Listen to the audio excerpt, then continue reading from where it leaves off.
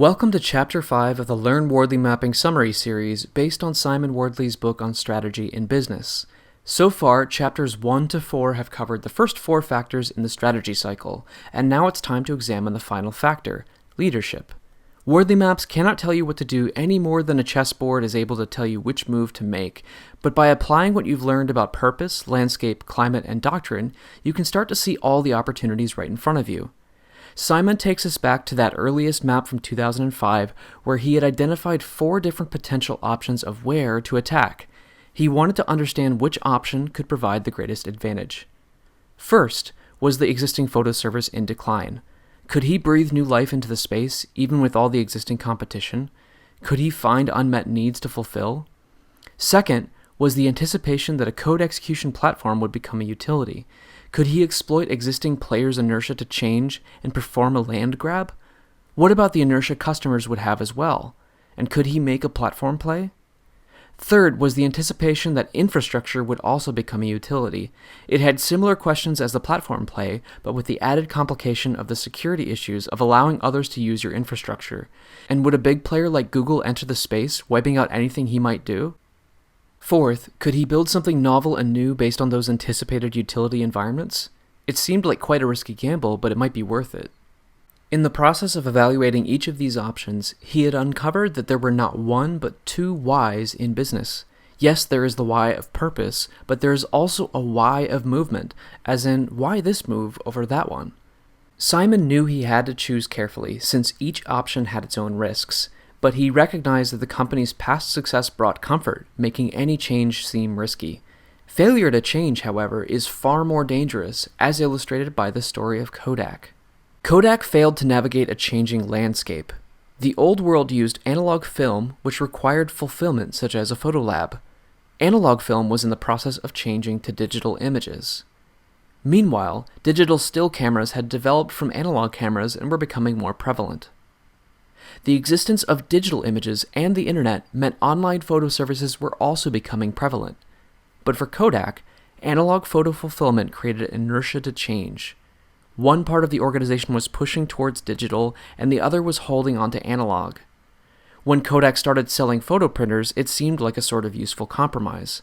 But camera phones were rapidly beginning to be used to capture images, meaning print might change from a mass market to a small but profitable niche.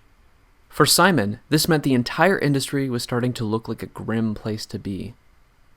With all that happening in the background, the future now looked much simpler to Simon. Online photos from digital images and camera phones. Returning to his original wares, he was growing increasingly uncomfortable with options number 1 and number 4. His attention shifted to what he could do about the rest. Was there a way to influence the market around the remaining options to gain an advantage? Could that help him decide where to attack? This was the realm of context-specific gameplay. Starting off, it's important to understand accelerators, decelerators, and constraints. Competition can be accelerated by an open approach, open source or open data, resulting in a pace of evolution faster than possible with proprietary efforts. If he were to choose the platform where, an open approach could accelerate its evolution. Evolution can also be slowed down through fear, uncertainty, and doubt. For example, you can't trust open source. It's risky and insecure. Another way to slow it down is to assert intellectual property rights, such as with patents, as a way to prevent competitors from entering the space. The evolution of compute might be slowed down by these kinds of actions. Evolution of a component can also be influenced by availability or shortages in its constraints. A shortage of data centers might also prevent the further evolution of compute. In Chapter 4, we discussed how to design for constant evolution with the pioneers, settlers, town planners framework. Settlers are very good at recognizing patterns in what pioneers build, but what if the pioneers could be other companies? They could consume all the risk, while Simon's settlers could find successful patterns. This was a new context-specific play called Innovate, Leverage, and Commoditize, or ILC for short. Take an existing product that is relatively well-defined and commonplace and turn it into an industrialized utility, shared as an easy-to-use API. Encourage and enable other companies to innovate by building on top of the utility component. Because it is a utility, it will help those companies move more quickly and reduce their cost of failure. They act as outside pioneers, the beginnings of an ecosystem that behaves as a future-sensing engine. Monitor metadata such as consumption to identify new patterns of success that are suitable for provision as industrialized components. Industrialize the identified pattern to a discrete component service, again provided as a utility and exposed through an API. Now you have a platform made of multiple components which others can build on, and this virtuous cycle repeats. Simon's group had already exposed parts of their existing photo service through an API. All they had to do was monitor its consumption to identify real-time patterns where companies were succeeding at making use of it. So that's what they did. They built a platform, developed a strong user base, and capitalized on the market changes they had anticipated. Simon had successfully demonstrated how to understand the landscape, anticipate change, learn to apply doctrine, develop context-specific gameplay, bring new purpose to the company, and even build the future. Not bad at all for his first run through the strategy cycle.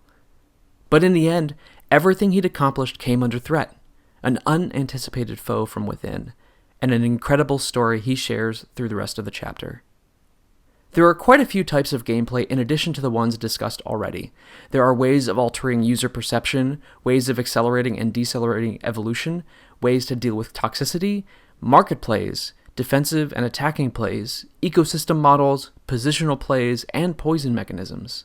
Once you determine the wheres on your map to consider attacking, then you can consider which of these actions could create the greatest advantage. Since by this point you've created your own maps, now it's time for you to identify where you might attack. Try to see where you might use some of the gameplay from this list. Perhaps one option will stand out to you in particular. Share with others and see what you learn. Remember, every time you go through this strategy cycle, you get better at playing the game. To read the rest of Simon's book or to get started with Wardley mapping for yourself, visit learnwardleymapping.com. I want to also say a huge word of thanks to all the Learn Wardley Mapping Patreon members, especially those that have signed up for professional membership. HackerBen, Mario Platt, and Tor Christian Clausen. Thank you all for your support. It really means a lot, and I couldn't do this without you.